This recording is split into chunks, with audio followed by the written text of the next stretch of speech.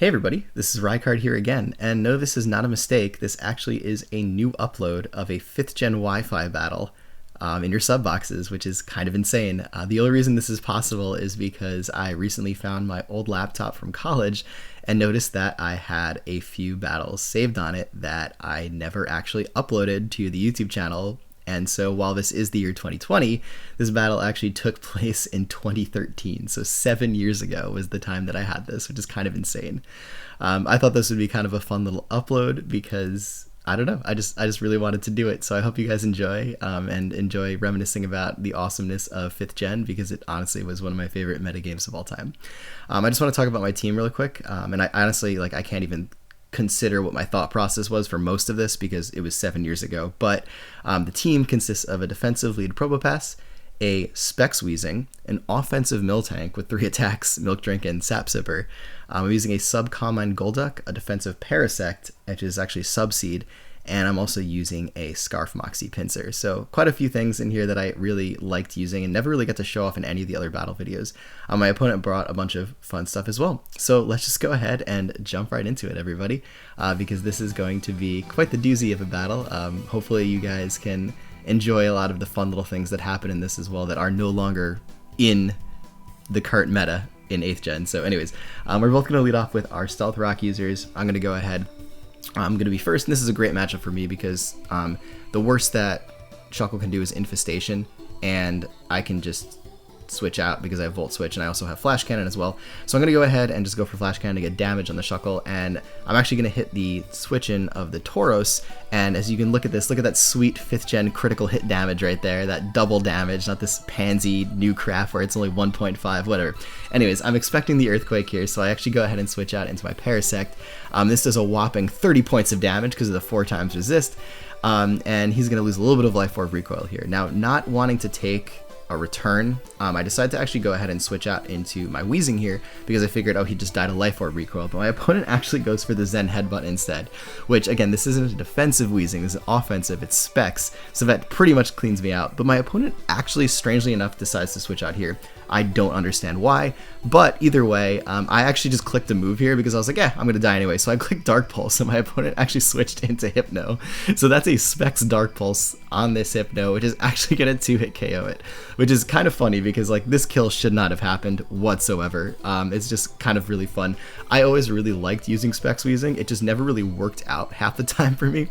But anyways, knowing that now he brings in this Floatzel, I'm going to go ahead and switch back out into a Resist. In this case, it's going to be the Golduck this time because I'm going to resist the Water move, and he's actually going to go for the Ice Beam. Now, this might seem weird, but it was actually very common for Water types that are more physical to run Ice Beam back then because of the ever-presence of Tangela, which is more physically defensive, so you'd run Ice Beam to just do a little bit more damage to it. But anyways, this is a physically defensive Golduck because it's a sub-calm mindset, so I'm not going to take too much damage from the Crunch, but I'm also not really going to be doing a lot of damage with the Scald either. I also have Psychic on it, but I didn't really see a reason to go for that here.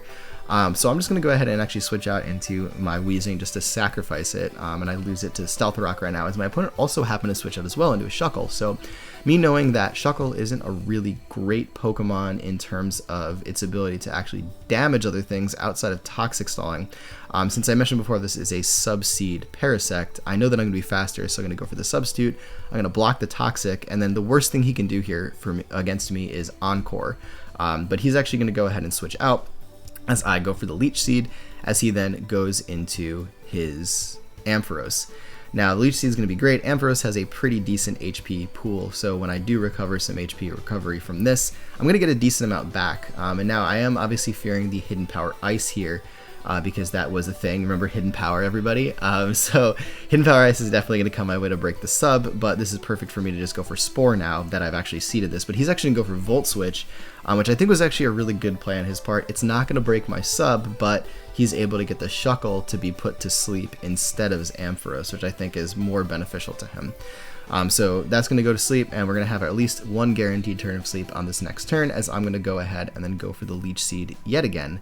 And this is going to allow me to continue to recover HP. Now, if you remember when I switched this thing in, and went for the substitute, I was all the way in like the yellow, very close to the red zone in terms of my HP pool. But now that I have Leech Seeded the Shuckle, which doesn't have a good HP stat, but it still allows me to still get extra health at the end of every turn, I'm still going to be, gaining this HP back over and over, which is just allowing my Parasect to survive longer and longer.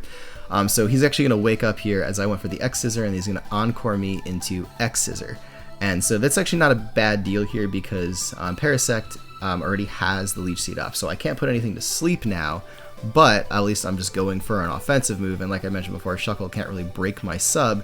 The strongest attack that Shuckle would have had in 5th gen is Infestation, or it would have had Knockoff, which back then only had like 10 base power, so it wasn't a big deal.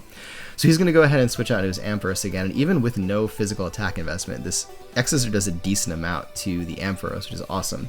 But he's just going to go ahead and go for the Hidden Power Ice here, which I'm assuming is Ice. And he's going to break my sub as I go for another X Scissor. Unfortunately, this isn't going to take it out, but it's going to bring it down to a pretty low range of health to where any hit is going to take it out on the next turn, or maybe even Stealth Rock if it switches out.